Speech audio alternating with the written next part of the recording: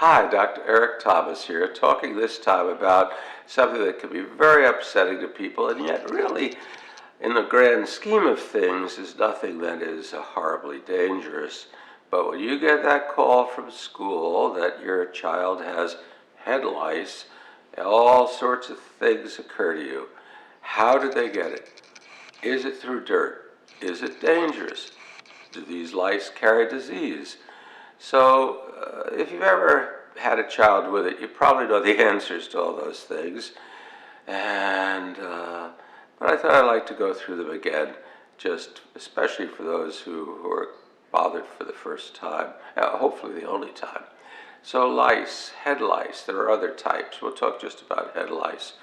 Pretty common, often, 6 through 10, 12.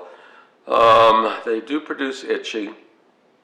You might notice kids scratching a bit, but usually it's in school because they're very sensitive to these things that it's picked up. The school nurse might even line up a bunch of kids and look carefully.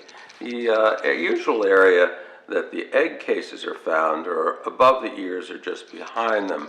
So here's one of my not too expensive audio visuals. So here's skin, here's the air, this is the body, and this is the part above the body. So these little critters can be seen, but what they do is they lay little egg cases called nits, and they're really not that far above the surface. If they're that far up, then the egg cases should have hatched, and they're not contagious, even though they may be seen. But if they're in the bottom quarter of an inch or so from the scalp, chances are they have not yet hatched into little baby lice called nymphs. Isn't that a wonderful word? So they're obligate, in other words, they require blood. They're obligate parasites of man. Boy, there's a fancy term. So usually it occurs from kids playing together, hair touching, perhaps combs, hats, things of that nature, fairly contagious.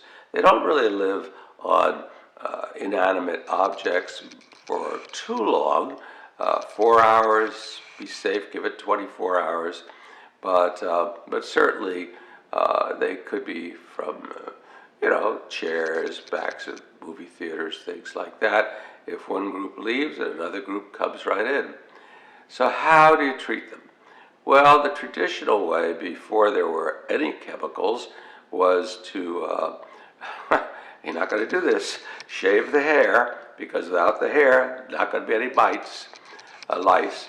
But also traditionally people have used very, very fine, usually metal combs, which can be used to strip out the egg cases. Time-consuming, laborious, has a certain yuck quality about it. So, permethrin. Permethrin is one of a number of chemicals available without a prescription, no brand names here, which is felt to be pretty safe. It's a chemical found in certain plants, such as chrysanthemums, and I believe that it affects an enzyme that's found in insects, but not in humans. It's used, I believe, to spray roses for mites and so forth. So probably very, very safe. Nevertheless, some people just don't want to use even a natural product like that. And lately, the last 3, 4 years, 5 years, there have been a number of clinics that have opened up primarily to take care of this problem, take it off parental hands. It is, however, a little pricey to have that done. They might use the same techniques you might use.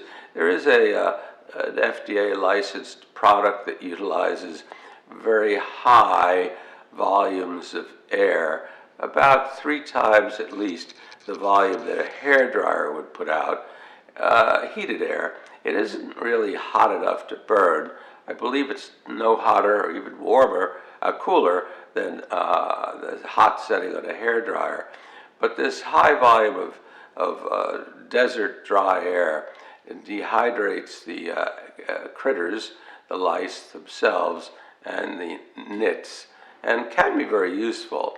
But again, it may not be around where you are. Again, the cost may not be necessary or justified. That's entirely up to you. So a little sympathy, reassurance. When it happens, it hits a class, all sorts of letters go home. Sometimes some schools have a policy that if a child has any nits in their hair, they cannot come back.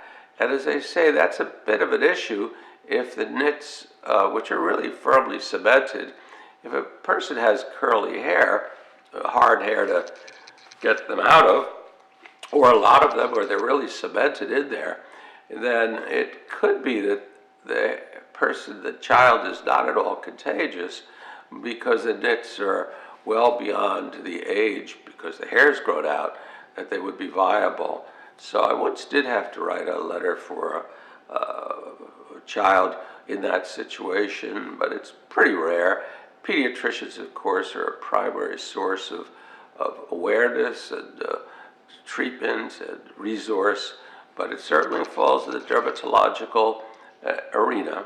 But we also have certain other types of lice, which I'm not going to go into here, but they are quite a bit less common, and we might do an article about those also at some point. Anyway, I hope that this has been informational. I hope that it hopefully reassures a bit. There are no illnesses associated with these lice. There's just a lot of itching and a lot of social upset, and I hope that it's been good for you overall. This is Dr. Eric Thomas wishing you good skin health. Take care.